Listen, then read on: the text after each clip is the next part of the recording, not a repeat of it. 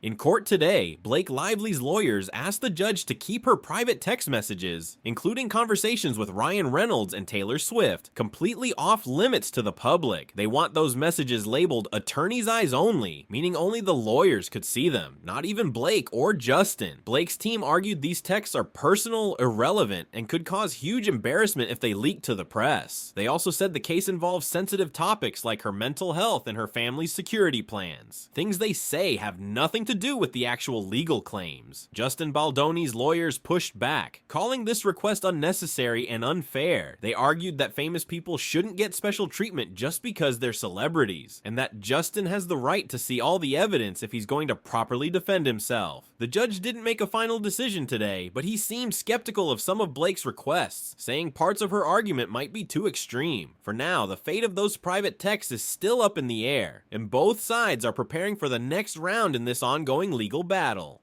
Justin Baldoni's lawyers strongly disagreed with Blake Lively's request to keep her text private. They argued that Blake shouldn't get special treatment just because she's a celebrity. In court, they said regular people don't get to hide evidence, so Blake and Ryan Reynolds shouldn't either. They also pointed out that Blake already shared parts of her story, including private messages, with the New York Times. Since she made those texts public before, they argued it's unfair for her to suddenly demand privacy now. Justin's team said they need full access to all evidence to properly defend him, and limiting what they can see could unfairly weaken his case. In short, Justin's lawyers say this case should follow normal rules, not special rules for celebrities, and they believe the truth shouldn't be hidden just because it might be embarrassing. This legal battle isn't just happening in the courtroom, it's also being fought in the media. Blake Lively's lawyers say Justin Baldoni's team has been leaking private information to gossip sites, posting evidence online, and even launching a website to tell his side of the story. They also went on podcasts, including an appearance on Megyn Kelly's show, to publicly defend Justin before the case even goes to trial. Blake's team says this is all part of a smear campaign, designed to damage her reputation and control the story. That's why they asked the judge to issue a gag order, which would ban both sides from talking to the press until the trial. The judge refused to issue the gag order, but he warned both sides to calm down and stop fueling the media circus. If they don't, the judge could move the trial up and force them into court much sooner than they expected. This case isn't just about money, and it's about reputation, privacy, and careers. For Blake Lively, it's about protecting her personal life, including private texts, mental health details, and even her family's security plans. She's also fighting to protect her career and defend her reputation after accusing a co-star of harassment. For Justin Baldoni, this case is about clearing his name. He says the accusations have damaged his career and tarnished his reputation in Hollywood. If he can't prove his innocence, he risks losing future work and being labeled a harasser for the rest of his career. The outcome of this case could also set a precedent for how much privacy celebrities get when they go to court, and whether fighting in the press becomes a normal strategy for high-profile lawsuits. Both sides have a lot to lose, and with millions of dollars and public opinion on the line, neither side is backing down. This case is bigger than just Blake Lively versus Justin Baldoni. It highlights some serious Hollywood issues. First, it raises a huge question. Should celebrities get more privacy than regular people when they go to court? If Blake wins the fight to keep her texts private, it could set a new standard for how much evidence stars can hide in future lawsuits. Second, this case exposes how Hollywood handles harassment complaints, and whether powerful producers can silence actors who speak up. If Blake's claims are proven true, it could push studios to change how they deal with these situations behind the scenes. Finally, it's a clear example of how lawsuits now play out online. This isn't just about winning in court. Both sides are also fighting to win over public opinion on social media, in gossip magazines, and even on podcasts. The outcome could change how celebrity lawsuits work forever, making it a case that's not just about two stars, but about the future of Hollywood itself.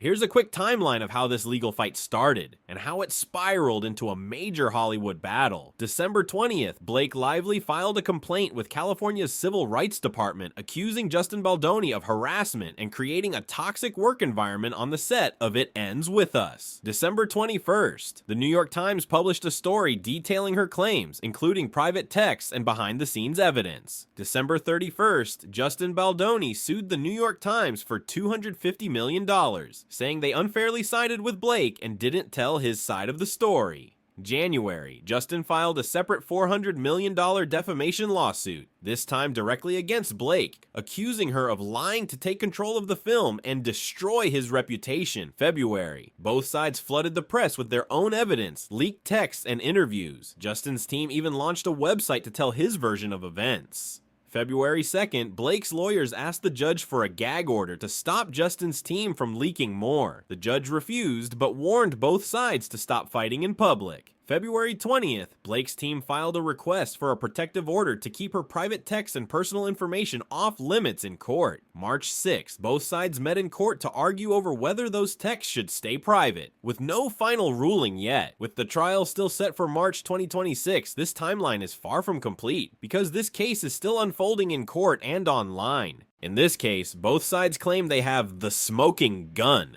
the one piece of evidence that could prove they're telling the truth.